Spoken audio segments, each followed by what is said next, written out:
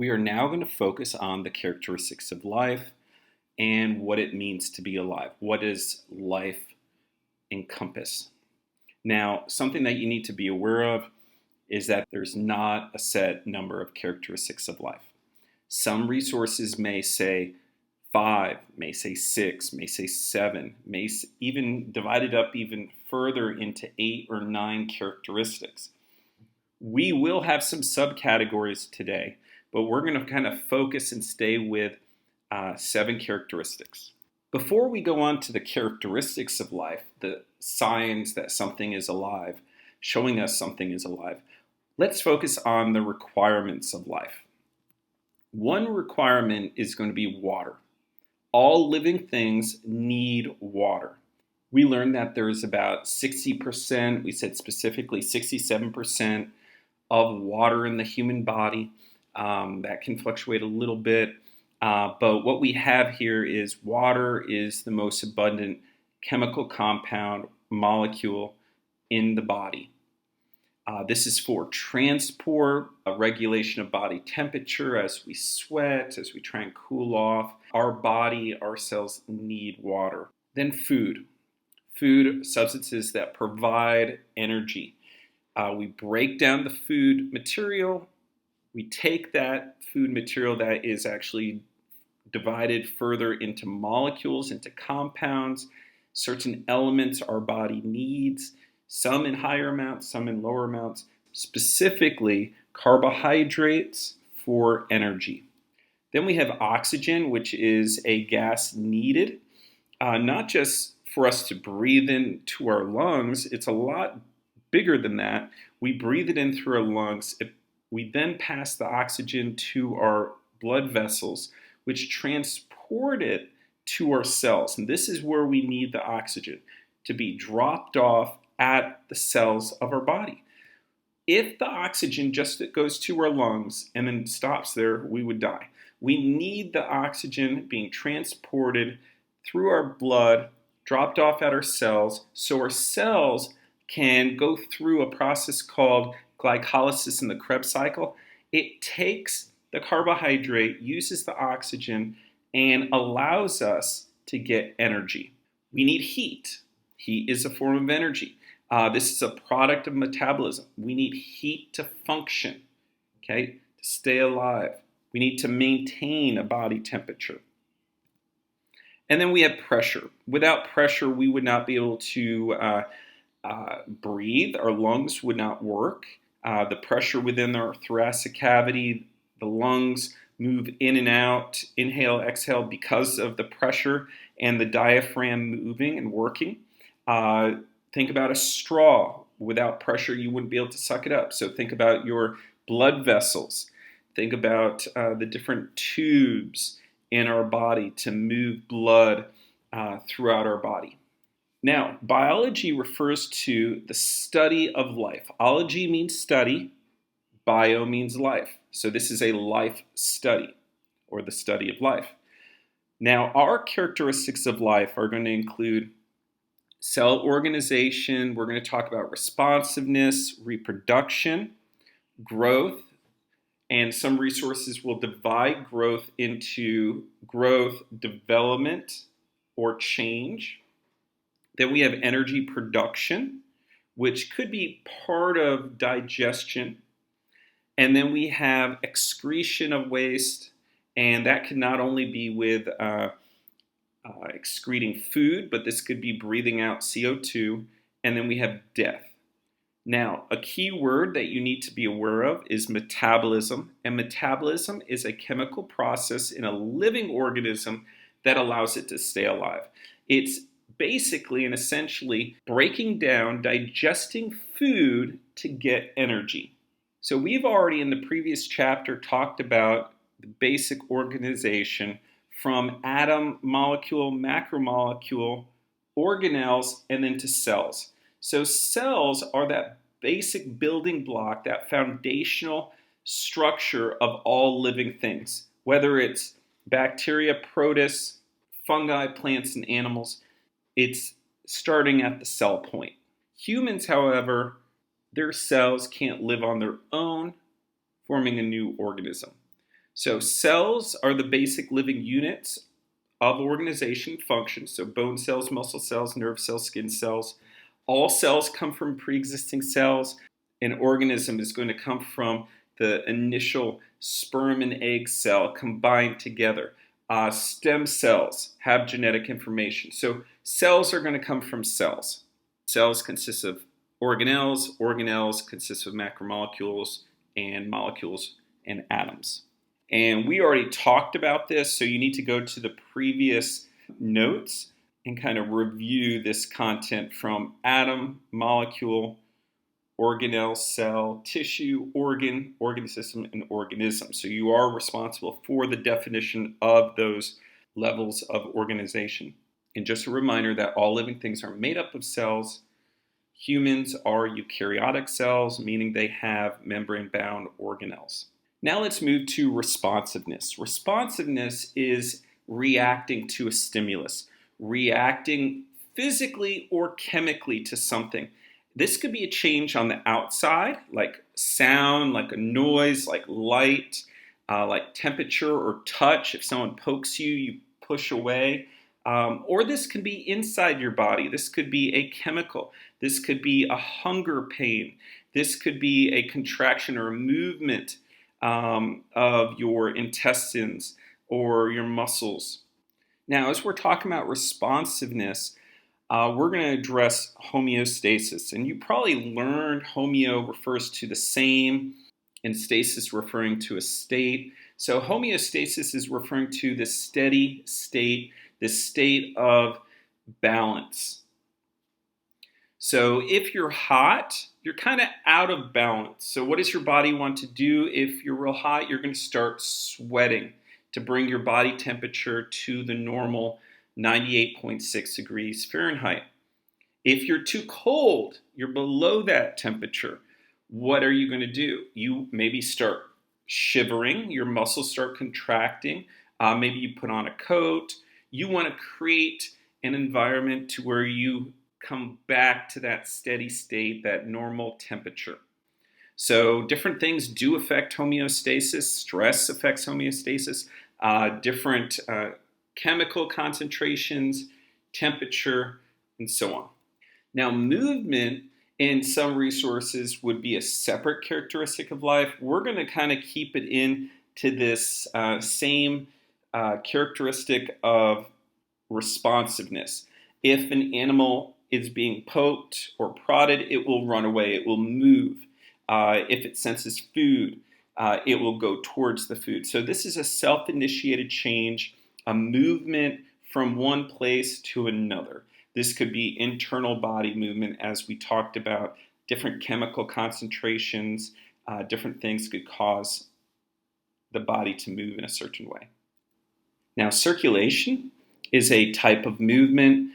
So this is kind of under this category of movement or responsiveness. As we said, some resources could even put this as a separate category.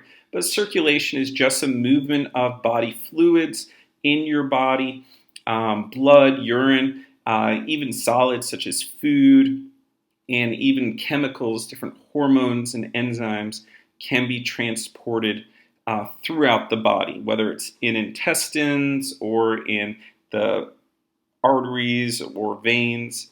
This can be transported throughout the body. Absorption is also a type of movement.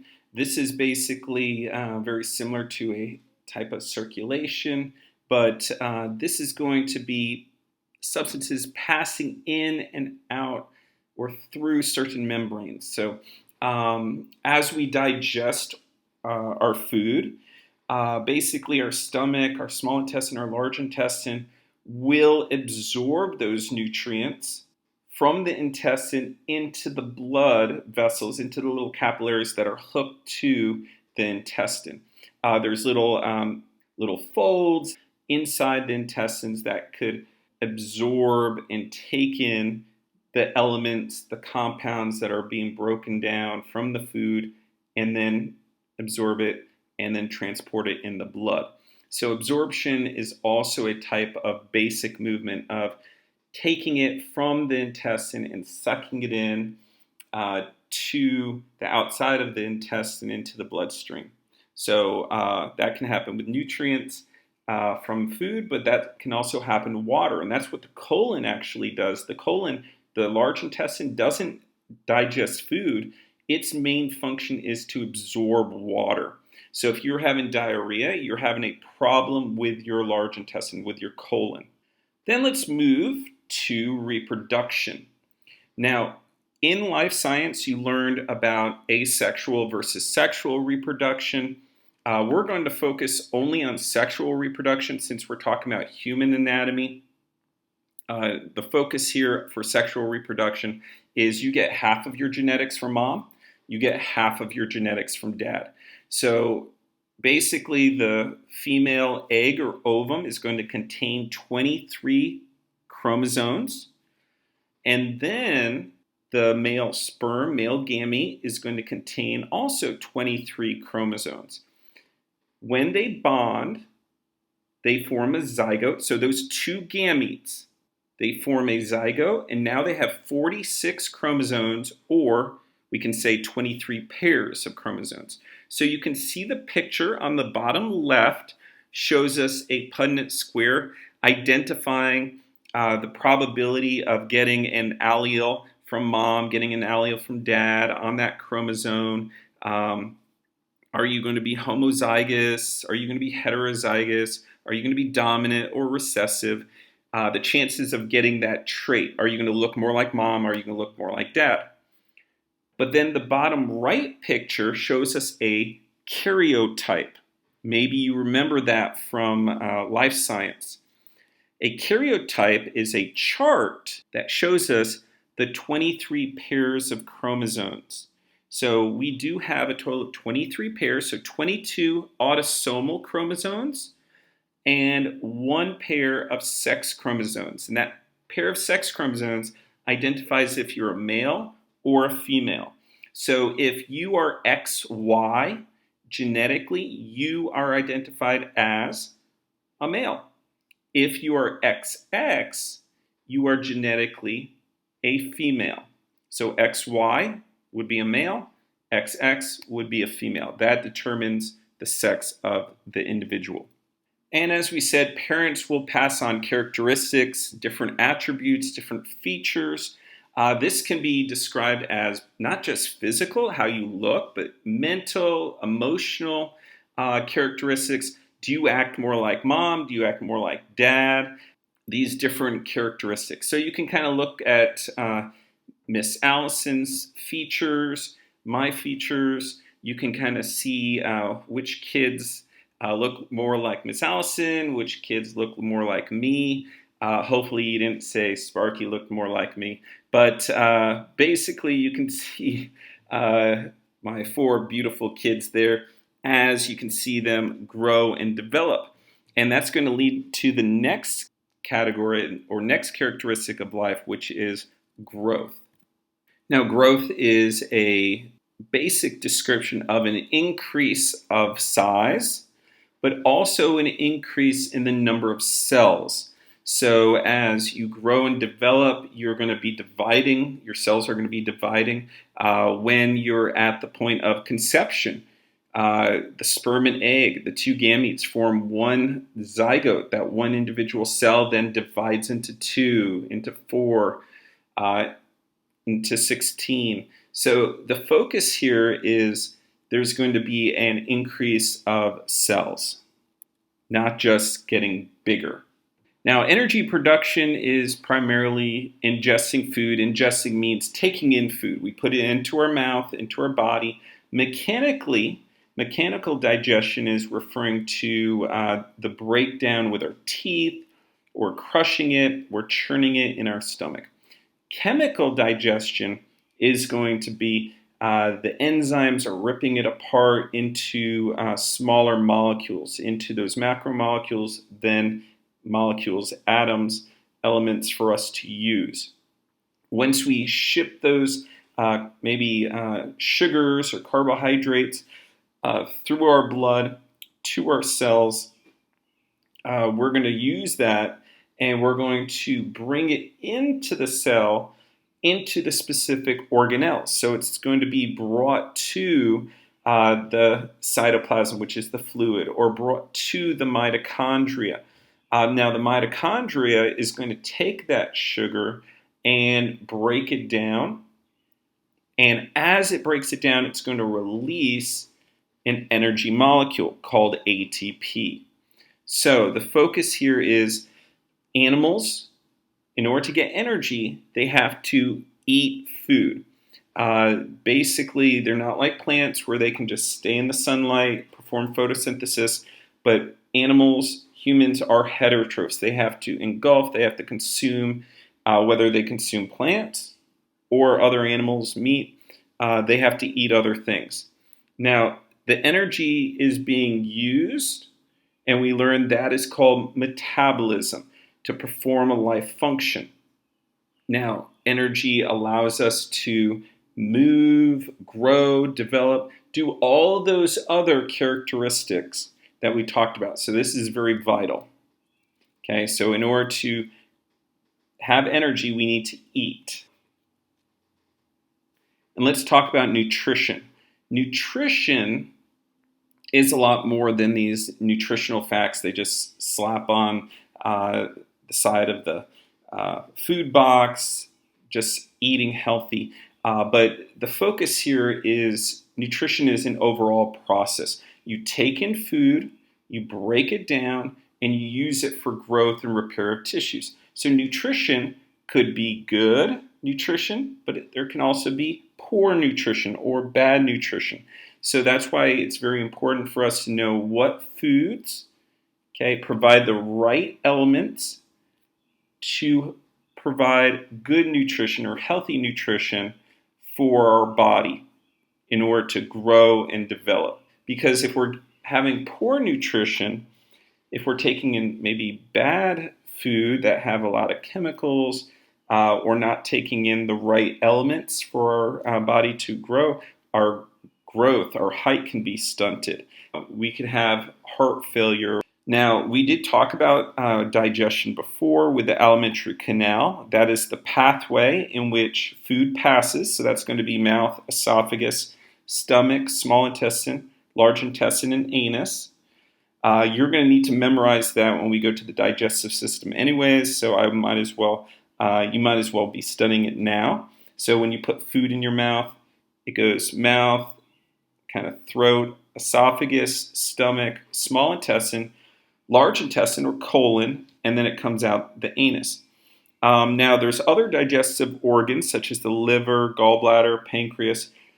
Food doesn't pass through them, so they're not part of the alimentary canal, but they are part of the digestive system. So the liver will secrete things into the small intestine.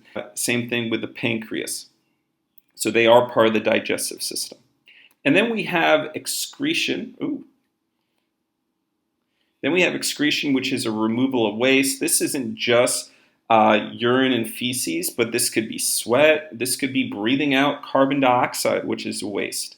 So this actually incorporates multiple systems. The respiratory system, the digestive system, the urinary system are all waste systems. So the respiratory system, we said taking in oxygen, but also releasing gaseous carbon dioxide as a waste from the cells. So that's a byproduct of cellular respiration from the cells to the blood, and then the blood carries it to our lungs and we breathe it out. So you learned and memorized photosynthesis. Now the opposite of that, if we flip the products and the reactants of photosynthesis, we have basically human cellular respiration. This is the general equation. This is not an accurate equation, but humans will take in sugar or food, oxygen, and then convert that to the waste of CO2 and water, and then a product of that is also energy. Now, two types of respiration you need to know are aerobic and anaerobic respiration. Aerobic respiration means oxygen is present. So we're using oxygen to perform this respiration process. Now, here's the problem. If oxygen is not present, let's say we're sprinting and we're not getting enough oxygen to our body, that's anaerobic. We can't survive on anaerobic respiration. So what's going to happen is there's going to be a lot of lactic acid buildup. So this is primarily found in bacteria, fermentation, but in humans, we build up these lactic acid crystals, and if you ever had cramping in our body, in our muscles, and it hurts, that's because you're not getting enough oxygen. That's anaerobic. As we move into the human respiratory system, we'll focus on this pathway, which is from the nose and the mouth, which your throat is your pharynx. So you have your nasopharynx, oropharynx, which is oro meaning mouth. So your nasopharynx is your nose throat, oropharynx is your mouth throat, going down to the lower throat, down the trachea, and then it's going to break off into the two bronchi, or each one bronchus, the two bronchi into bronchioles, and then into little ear sacs called alveoli. Now, these little ear sacs or alveoli are where the exchange of oxygen and CO2 is going to happen, because you can see the little capillaries, the little blood vessels.